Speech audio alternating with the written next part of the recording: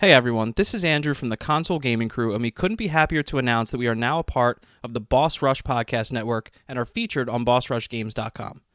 BossRushGames.com is a great place where you can find up-to-date news articles, blogs, and podcasts about video games. In addition to that, there's a growing collection of podcasts in not just the gaming community, but other communities as well. We are honored to be a part of such a great network of podcasters, so please stop by and give everyone a listen. Thank you so much and enjoy the show.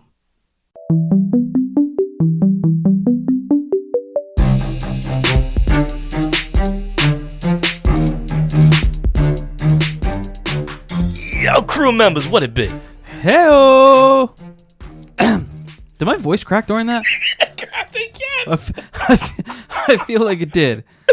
Anyway, Yes. we are back again for the second installment of Consoles Through History. Yes, sir. For anyone who listened, or I guess who didn't listen to the first episode, we are going through many of the consoles from the first one, which was the brown box that we covered in the last episode, Yes. the brown box / Magnavox Odyssey, and going all the way through to the Series X and the PS5s that we're at now. Obviously not touching, there's probably like 300. We kind of shrunk that timeline down a little bit. And today, next up on the list, we have, Wes, what comes to mind when I do this? Boop. Boop.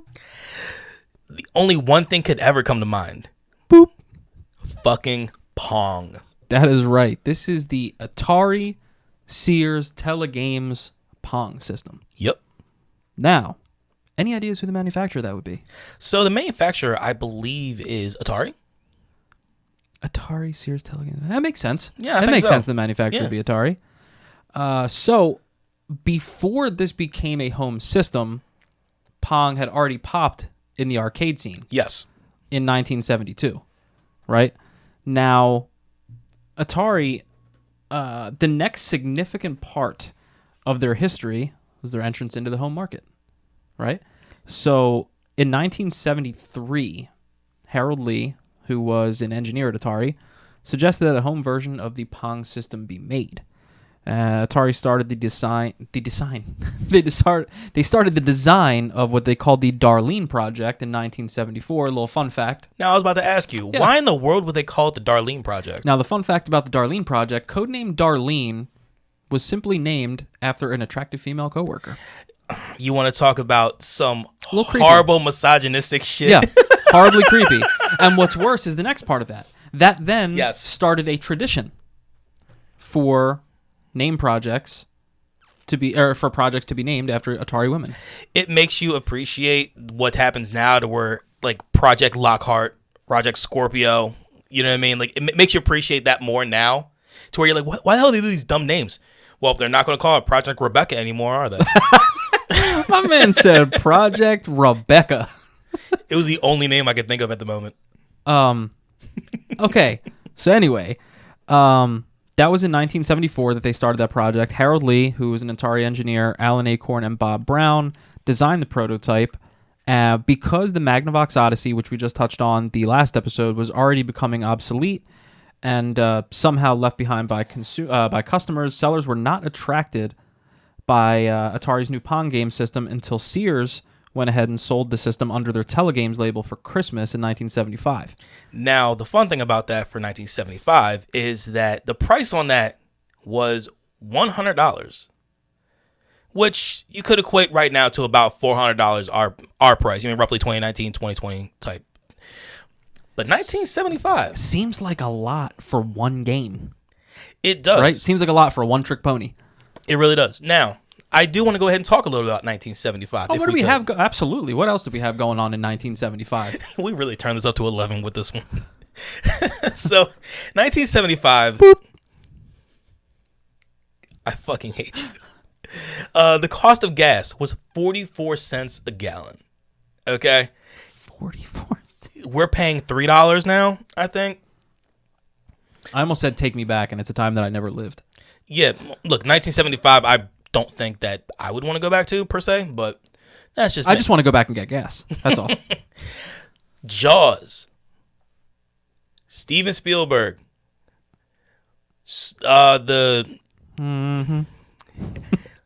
The most iconic, one of the most iconic scores ever Also written by John Williams. Star Wars, Jaws, both written by John Williams. Think about that. The dude was fucking amazing. Well, is amazing. He's still alive. Your whole legacy can be made just off those two. Just off those two. Not even thinking about Jurassic Park or anything else that he's already done. I mean, that he's done as well. But yeah, Steven Spielberg. Jaws. So you had, Bruce going ahead and swimming around, eating up everybody. But and think how what's taking over the world now? Baby Shark. How's that start? I didn't even think about that. My son loves that shit. Yeah. Patty Hearst became the most wanted person in America and was arrested for armed robbery. I told Andy this bit of information he didn't good old know. Days. Patty Hearst is actually the mother to Lydia Hearst, who is married to comedian and The Walking Dead, talk person, Chris Hardwick. A lot of people don't know that information. Give y'all a little bit of something on that. Did you say The Walking Dead talk person? Well, The Talking Dead is the show that he does. Oh, okay. Yeah. Now, there is an insane amount of shit that happened in 1975, dude. You had the Born to Run album from Bruce Springsteen was released in 1975. Fame from David Bowie. Lucy in the Sky of Diamonds by Elton John with the Island Girls. There is just so, pop culture wise, there is some awesome shit that happened in 1975. Freaking music by Bob Marley and the Wailers. Wings, Pink Floyd. The list goes on and on. Oh my gosh, look at some of these popular TV programs. The $6 Million Man. Kojak, The Jeffersons, All MASH. in the Family. Maude, MASH. Good Times. The Carol Burnett Show. Yeah. Oh my word. And just for some of the people that might have been born, that were born in 1975, you have one of the greatest golfers of this modern time, Tiger Woods, Angelina Jolie, Kate Winslet, and NASCAR driver extraordinaire, Jimmy Johnson. Wait, Kate Winslet was born in 1975? Yeah. Wow. My sense of time is horrible. Yeah. Yeah, look. Then again, I also feel like 2006 was 8 years ago. But it certainly was not. No. But yeah, so 1975 was a insane year for pop culture. I'd say so. Yeah. But back to the whole thing that we're talking about. Back to Pong. Yeah, so after Sears sold the system under their... Now listen now. After they sold this under their Tele-Games label for Christmas in 75, it was hugely successful. And after the success, Atari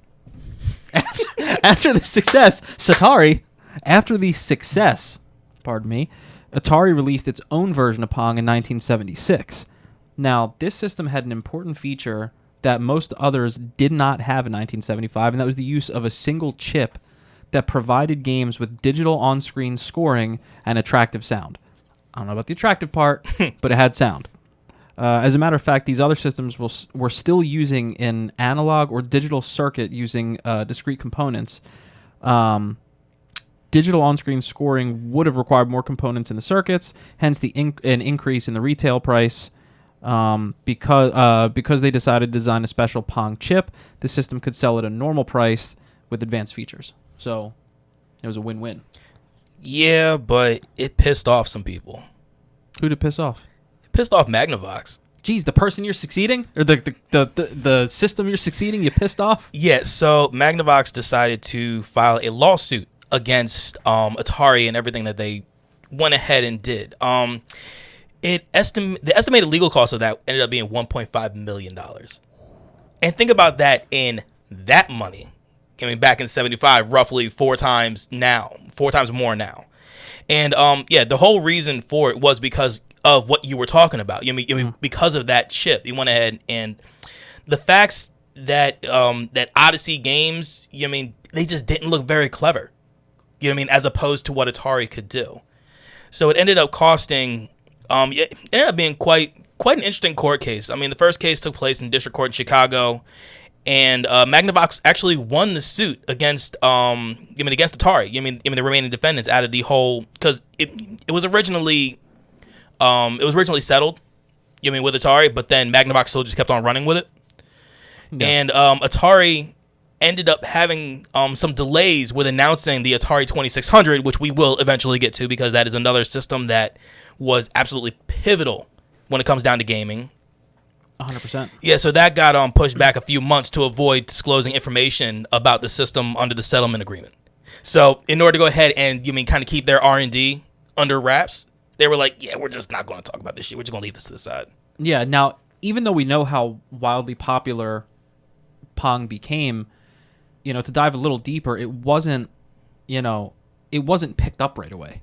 It did not have success right away, and it was a tough sell. So to dive a little bit deeper into just how much Sears helped push this thing, Nolan Bushnell, who's the co-founder of Atari, and Gene Lipkin, Atari's vice president of sales, they approached different toy and electronic retailers to sell home Pong, but they were rejected. They just felt that the product was too expensive and wouldn't interest consumers.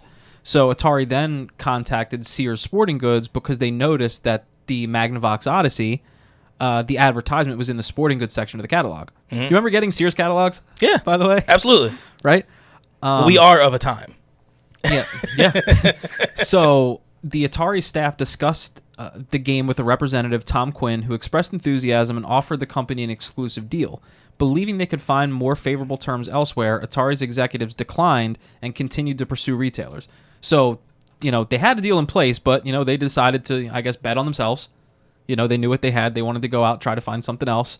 It was in January of 1975 that they set up a home Pong booth at the American Toy Fair, which was a trade fair that they had in New York City at the time, but were wildly unsuccessful in soliciting orders due to the high price of the unit. Mm-hmm. While they were at the show, they met Tom Quinn again, the dude that initially offered them a deal. And a few days later, set up a meeting with him to obtain a sales order. In order to gain approval from the sporting goods department, Quinn suggested that Atari demonstrate the game to executives in Chicago, so they traveled to the Sears Tower. And despite a technical complication in connection with an antenna on top of the building, they obtained approval. So Nolan then told Quinn that he could produce 75,000 units 75,000 units in time for the Christmas season. However, Quinn was like, no, I want twice that. So he knew they lacked the capacity to manufacture 150,000 units, but he agreed anyway. And Atari acquired a new factory through funding obtained by a venture capitalist, Don Valentine, supervised by Jim Tubb, the factory that fulfilled the Sears order. The first units manufactured were branded with the Sears Tele-Games name, and Atari later then released the version under its own brand in 76. So without Sears, chances are you don't have Pong. And if you don't have Pong, there's a lot of other things you don't have. I will say that when it came down to Atari Pong, that 150,000, that's basically all they sold. Really? Yeah, dude. Like I've looked on multiple websites to try to find the total number of console sales, and all I can find is 150,000, and all of it happened in 1975. So it was one of those things to where like it was a flash in the pan, but what it did, it created a crater. It created a crevasse just for everything to go ahead and run through for gaming in the future. How many episodes of this podcast have we done that you've tried to work in the word crevasse and it just Never, finally happened? Never, but you know something? It worked out beautifully, didn't it? Yeah. So, the innovations would obviously be that chip that we discussed that, allowed for a digital score to be shown on the screen. And that was the wild thing about it. Because of the fact of, you could always know in essentially real time. What was happening? What was the score of the game? Yeah.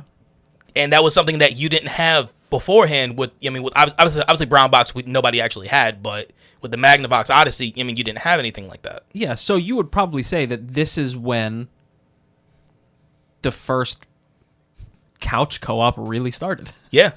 You'd play, that's all you had. It was. You played Pong with whoever the hell was in the house with you. Yeah. If you could afford it. Well, look, $100 in 1975 was a lot of money. Yeah, I'm trying to figure out what the top games for this system would be. I think Pong. I'm the not Pong even, system. I'm going to assume it was Pong. I'm not sure. I'm really not. Yo, this is part of it that I will take responsibility on. I don't know. Yeah, we're joking. This was clearly just a Pong system. That is what this was. But it so you can see that there's even when you have something that we look back and think was as pivotal as Pong ended up being, the struggles that it had just to get where it was. Yeah, because dude, nobody wanted to touch it. And it's kind of nobody. It's kind of messed up when you read it that like I don't know if there was a difference in the deal. I'm guessing there was because remember they bet on themselves. They turned down that initial deal that they had in place. Sometimes betting on yourself doesn't always work out. Didn't work out. Yeah. So they ended up getting back with the same guy. I didn't get to see a lot of information if that deal changed. If I was that guy, I would have. I'm like, wait a minute, I offered you a deal. You turned it down. You found out. Like, I hold the leverage now. And now you want me again? Okay. Yeah, I got you. I hold the leverage now. I got you. But, so yeah, that in a nutshell is the Atari Sears Tele-Games Pong system from 1975. And, you know, when we get into this again, the next thing that we will be moving on to is the Coleco Telstar. Yes. Learn some more about another system. I love that. But why don't you let us know? Why don't you let us know where we can find ourselves? Why don't you let the people know where they can find us? I'm going to make sure I let you know, just in case you forgot in the last, 2 hours that you've been here. Actually, you've been here for like almost 4. But let me also go ahead and tell the crew members where they can find us. So y'all can find us at Twitter at Console Crew. Not on, that made no sense. You can also find us at consolegamingcrew.com. You can also find us, if you want to hit us up, let us know anything, consolegamingcrew@gmail.com. We do have an Instagram. It is Console Gaming Crew. It's where you can type in to look for us. And then our girlfriend that we're ghosting is Facebook, and that is Console Gaming Crew as well. And you can also look for us on YouTube. We will have this as well as every other episode on YouTube.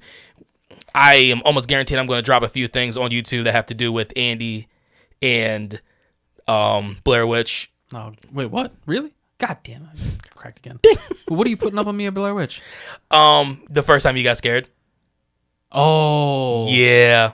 I had just watched that a few times. That was pretty funny. Oh, was it really? Yes. I'm going to have to go back and watch it. I also want to go ahead and let everybody know about our Twitch, because now it is all rolled into one, and we are CGC Podcast. That's where you can go ahead and check us out there. We have a great community of people that jump in the chat to talk with us all the time. So please jump in, talk with us. I do my workout streams 3 days a week, and nice little tidbit here. Every follower everybody that follows me from this point on, on the streams, I will do 2 burpees. Now here's a question. Legit. What if you got 50? I'm fucked. But like, you'd do it. Yeah, I would have to. I would probably be dead after, but look, I'm actually terrified of that because our boy Adrian from Unknown Games Podcast has actually been dealing with follow bots.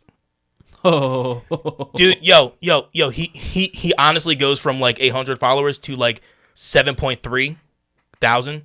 It was like 7,300 people. Well, people in quotes. It's bots. Like, that would absolutely scare the fucking shit out. If I saw that happen, I'd be like, this ain't real. So Wes is going to be doing burpees until November. Yeah, it's kind of how it's going to run. But also with our Twitch, you can also see Andy playing the Blair Witch Project game. That's going to be happening every Freaky Friday. Yeah, roughly 8 to 10-ish. It might be a little earlier, might be a little later. We'll figure it out. That's what I'm shooting for. Hopefully, I'm not just running around in the woods for too long. It's a great game to watch. But yeah, that's where you can go ahead and find us and find what we do. So, Consoles Through History, another one knocked down. I am really excited to go with Coleco next. Yeah, that one's going to be a hell of a lot of fun. So, I will go ahead and ask everybody to please stay safe. Wash your hands. Mask the fuck up.